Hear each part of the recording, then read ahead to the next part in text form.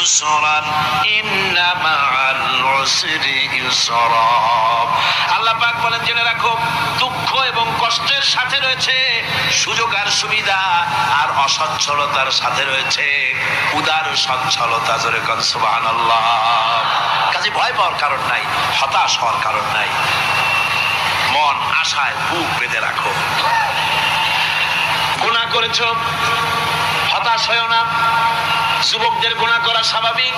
ইউনিভার্সিটির ছাত্র, কলেজের ছাত্র, প্রফেসর, শিক্ষক, অফিসার ঘুষ খেয়েছেন, জিনা করা হয়েছে, মদ খাওয়া হয়েছে, মিথ্যা কথা বলা হয়েছে, যাই কিছু করেন না কেন ভয় পাওয়ার কারণ নাই, নিরাশ হওয়ার কোনো দরকার নাই।